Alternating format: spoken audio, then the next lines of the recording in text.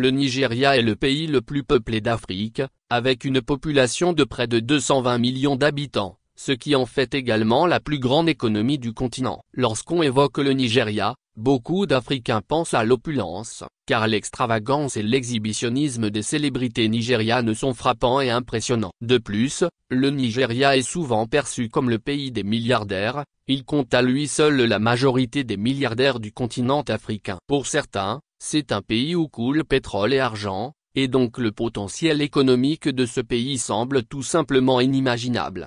Cependant, la réalité est bien éloignée de ces soirées mondaines, de ces mariages extravagants, et du train de vie luxueux que les célébrités nigérianes affichent sur les réseaux sociaux. Tout récemment, le ministre des Finances du Nigeria affirmait dans une interview que seulement 5% des Nigérians possèdent plus de 500 000 naira sur leur compte bancaire, soit environ 320 $ ou 200 000 FECFA. Une autre étude affirme que seulement 3,7 millions de Nigérians, soit moins de 2% de la population, gagnent au moins 10 $ par jour. Cela signifie que plus de 97% des Nigérians gagnent moins de 300 $ par mois. Les milliardaires nigérians ne représentent même pas 0,1% de la population nigériane, ce qui nous ramène à une réalité, l'inégalité. De nos jours, le mercantilisme américain est devenu le modèle promu par tous les créateurs de richesse sur les réseaux sociaux, où l'on veut faire croire à tous que tout le monde peut devenir milliardaire,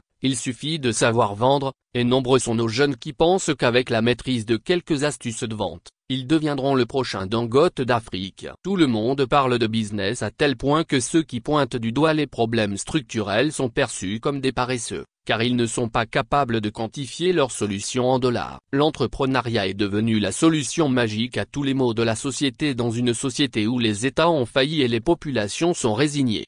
La réalité est que le modèle américain fonctionne pour les États-Unis parce que c'est un pays bâti sur le système de crédit, et leur pouvoir d'achat est boosté par la dette. On ne peut rien vendre à des gens qui n'ont pas de quoi acheter. En Afrique, dans la grande majorité des cas, nous sommes dans la subsistance. Loin de moi l'idée de dire que les affaires ne sont pas rentables en Afrique ou que les gens ne peuvent pas devenir riches en Afrique, si, mais ce sera toujours une minorité qui pourra devenir riche, voire extrêmement riche. Et cela, parce que nous avons des problèmes structurels qui empêchent la création de la richesse. La distribution de la richesse est un principe très simple, il s'agit de fournir les mêmes chances de réussite à tous. Cela commence par l'accès à une éducation de qualité, à l'eau potable, à l'énergie, à une nutrition adéquate, et aux services de santé.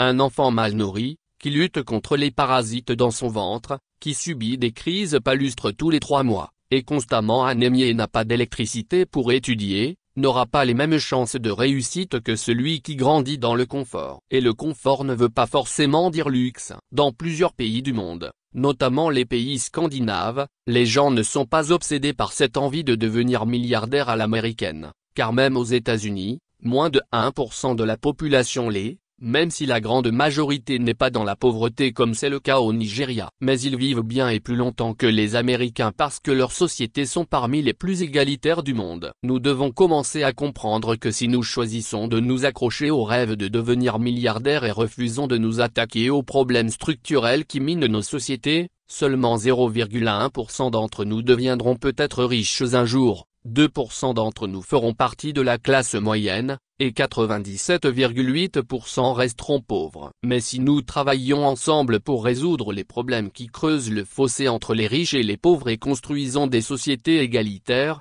au moins 80% d'entre nous ne seront pas pauvres. Sur ce continent, dans la plupart de nos pays, la fortune est illusoire. Il suffit d'un accident, d'un parent malade, d'un conflit familial, d'un problème politique ou administratif pour que la petite fortune que vous pensez avoir amassée disparaisse. Par ailleurs, même en supposant que le capitalisme outrancier à l'américaine soit ce qui nous attire le plus, comprenons une chose, les personnes les plus importantes dans la chaîne capitaliste sont les travailleurs et les consommateurs. Une société qui n'a pas de travailleurs qualifiés ne pourra jamais devenir riche, et une société sans pouvoir d'achat ne pourra jamais consommer. En investissant une partie de vos efforts et de votre temps à œuvrer pour la construction d'une société égalitaire, à défaut de gagner la loterie capitaliste pour rejoindre les 0,1% de milliardaires, vous ne finirez tout de même pas dans la pauvreté abjecte que connaît la plupart de nos populations.